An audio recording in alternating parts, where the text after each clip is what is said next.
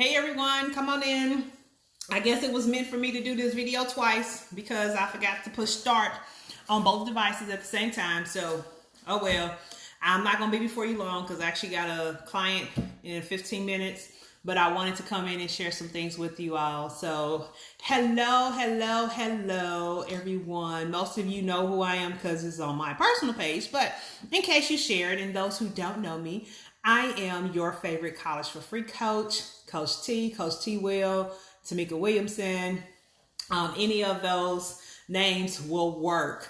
So thank you guys. I've been feeling the love. I appreciate all the love you've been showing for all the accomplishments and stuff that we've been sharing, from our scholars getting over $10 million to the registered trademark of College for Free, and the recent interview this week on Sasha the Diva show, and I'll eventually share the other radio interview that we completed this week. Appreciate all that. But I wanted to come in and just drop some knowledge to you guys.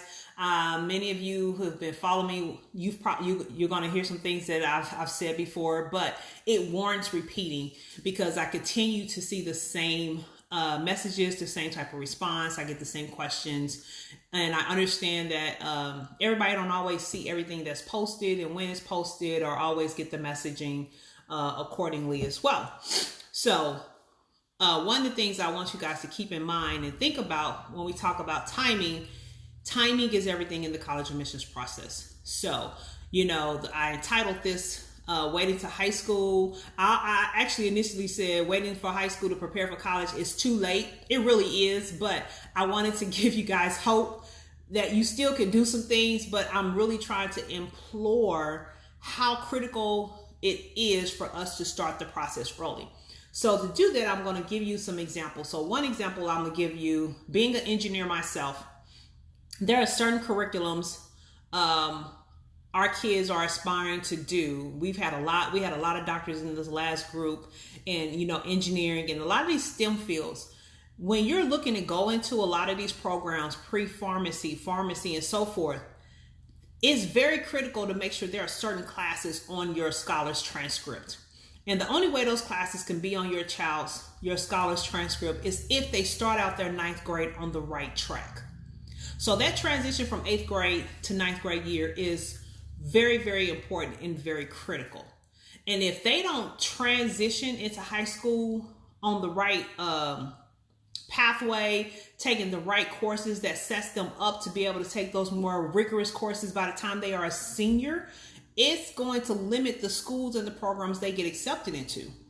Because when you talk about the competition, and especially from a STEM perspective, getting into a STEM program, if your scholar is missing certain classes by the time they graduate from high school, it's going to result in them likely having to take all these different prerequisite courses before they even begin the core curriculum. So what does that mean? Well, let me translate that for you. Taking those prerequisite courses means more time, which turns into more money. So now they're going to potentially spend an extra semester or an extra year in college because they had to take all these prerequisite courses because they didn't have the right courses, college-ready courses on their transcript, and or their test scores was not high enough. So they had to take all these prerequisite courses before they even hit their core curriculum. That's for any major, but definitely critical for STEM. But this costs more money and it costs more time. And this is all because of the lack of knowledge, the lack of preparation, the lack of planning. So I'm trying to help you course correct your mind and shift the paradigm of how you think about college and how you think about the college readiness process, as well as funding. So let's get out of the mindset that I'm going to start preparing my child for college when they are a senior in high school. And that's really too late, because senior year really is only comprised of 4 months. Colleges look at what your scholar has done, accomplished, completed between 9th grade year to 11th grade year.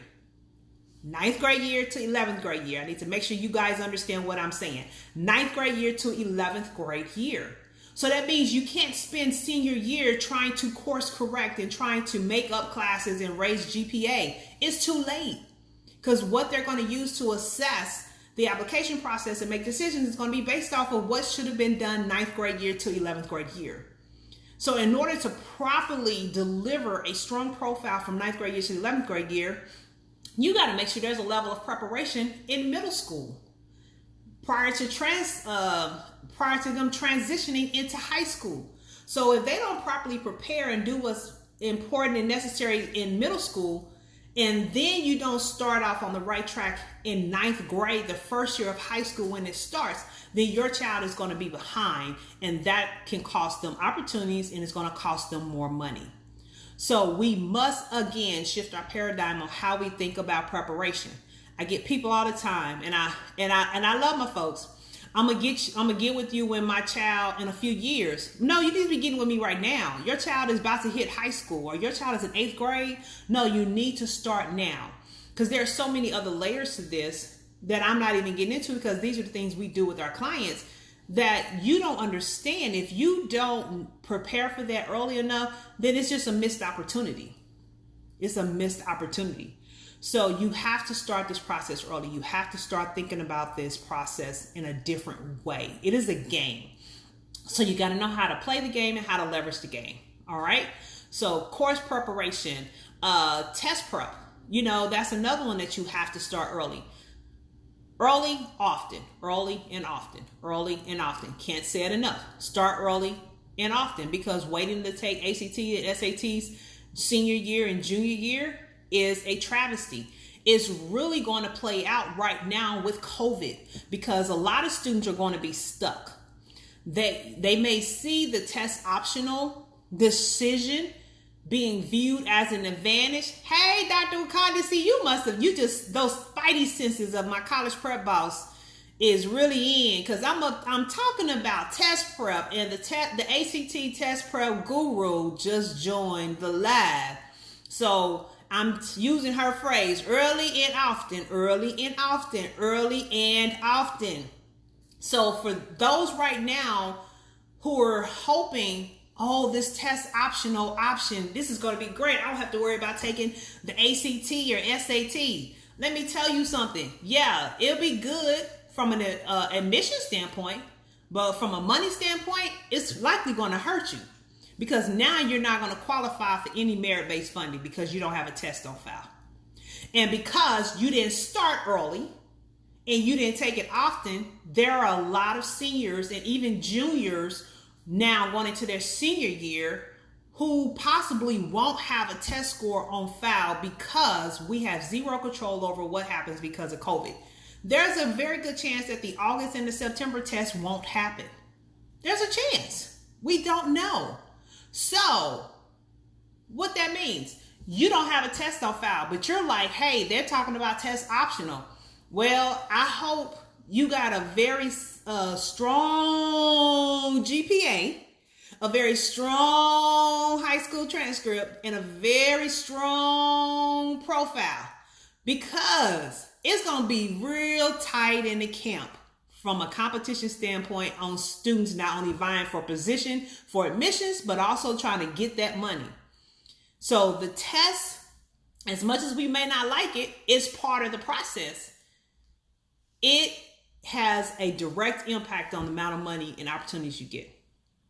And then going back to when I was talking about those prerequisite courses, if you don't have the right courses on your transcript, your test scores also dictates whether or not you end up with prerequisite courses that you don't need because you didn't have the right courses or course load on your transcript that demonstrates a strong college readiness profile.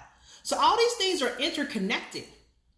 So again, if we have to take prerequisite courses, that's more money, that's more time, which translates into more money. So please don't bypass ACT or SAT just because the school says they are going to a test optional platform. Look, guys, it's a game. So I'm trying to help you know how to navigate these waters and how to play these games. That is like a landmine that you're going to fall into that's going to hurt your child in the long run. So sign up for these tests, start early. Again, change your mindset on how you view this. So when people ask me, when should I start? Look, early. But I'm going to tell you when not to start. Stop waiting till their child is a senior in high school. Stop waiting till they're juniors. That is really, really late. My preference is at the latest middle school, but you can start when your child is in kindergarten, when your child is in elementary school. Start now, early and often. Early and often. So those of you who think you got time because your child is in the 7th grade or 8th grade and you're like, oh, Tamika, I'll get you in a couple of years. Okay. Let me tell you, you're missing out on some major opportunities by waiting. Let's see. They didn't say omit. They said optional. Right. You know what, Dr. West? That is so critical. They didn't say omit. They said optional, meaning they still will accept your score. Absolutely. Because that score is that qualifier for them determining funds as well as them determining what your course load starting out as a freshman is going to be. So y'all, please listen. Please listen. Now I got to get off of here, but I wanted to at least drop some notes because I've seen the comments and people keep saying, yeah, I'm going to get you later. But let me tell you, almost all my parents will tell you who's come through the program, man, I wish I started a year earlier or 2 or 3 years earlier. Knowing what they know now after going through our first meeting, that's usually the response I get. They start feeling overwhelmed. I'm like, no, don't. I get it. Now that we know better, we're going to do better. So we're going to start where we are. And that's what I'm challenging you to do. Start where you are. Take the information, change it, shift, adapt, pivot, do whatever is necessary. Start where you are and take a different course of action. You still got time to make some adjustments. Utilize and maximize this time over the summer to make those adjustments. So look for scholarships, focus on test prep. That's at least the bare minimum of what you should be doing. All right, so stop saying we're going to start when our child gets to high school. High school can be too late. That decision of waiting for high school can be the cost of $100,000 to $400,000 in opportunities and even more. Is it worth it?